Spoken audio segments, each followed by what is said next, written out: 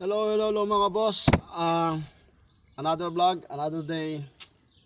Andito tayo ngayon sa cabinet. Tayo ay mag-blowing, pero bago tayo mag-start niyan, papakita ko lang sa inyo quickly ang ginagamit natin na blowing gun. So ito ay Hexatronic blowing gun. So ayan guys. Ito ang blowing gun, charger. Ayan guys, may charger tayo. Ayan. Tapos dalawang battery. Yung charger, ilagay mo lang dyan. Tapos yan. Dito iilaw yan. Pag pula, pag nag-green na, full charge na yan. So, tumatagal ng 4 to 5 hours ang ano yan, minsan, pag charge. Tapos ito yung air filter or bulb.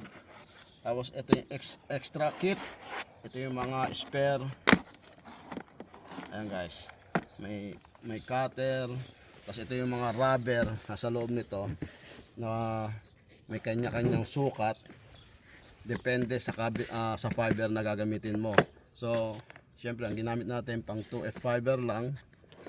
Madali lang magpalit niya mga guys. Siyempre ito ay gamit na, kaya may mga tape na. So ilagay muna natin itong battery. Yung makita nyo guys. So itong side na to, yan, ganyan lang, tulak. Tapos gagana na. So ito yung display. Dito mo makikita yung meter na i-blown mo na kung gaano kahaba. Tapos i-reset mo yan. Tapos yan, makikita mo rin yung battery ng ng lifetime ng battery, life yung kung full charge o hindi pa yung battery mo na. Tapos ito, ayan, ito yung umiikot, nagpapatakbo ng fiber. May rubber din yan. Tapos itong button, pag sa kanan, ibig sabihin niya run yan. Pag pinress mo ng pabalik, pa-pull back. Pero syempre nagpo-pull back din ang meters niyan sa display. Tapos ito naman yung pinagsasaksakan, anuhan ng air valve. So dito pumapasok yung hangin. Yan. Ganyan lang, hugot mo lang to. Tapos ibalik mo. Ayan. Tapos syempre buksan natin to. Yan, ito yung loob niya guys. Ito yung rubber na sinasabi ko kanina.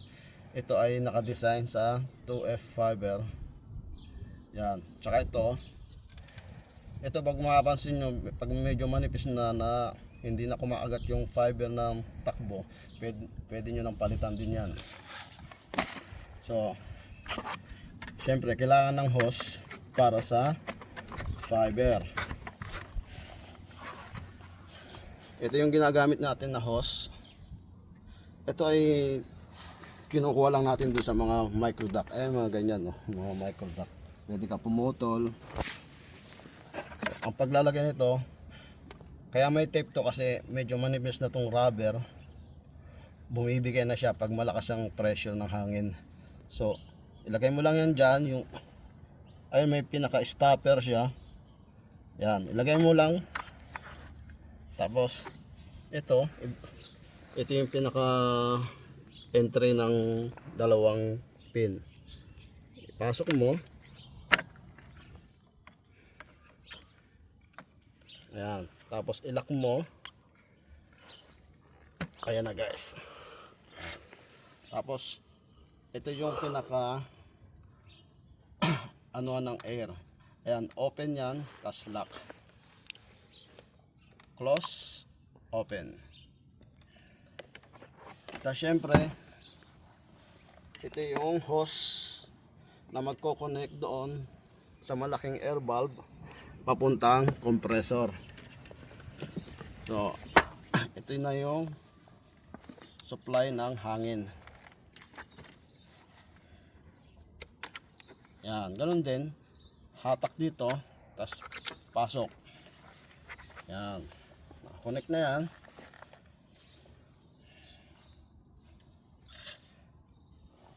Kumbaga, nasa sa'yo na yan kung paano mo position. Siyempre, ito, ipapasok mo na doon kung saan man tube. Tapos yung fiber, yan po yung fiber. Ah. Ito yung fiber, ang ginagawa ko. Ayan guys, ilagay mo lang doon. Yan. Tapos pindutin mo, kaagat na yan. Yan.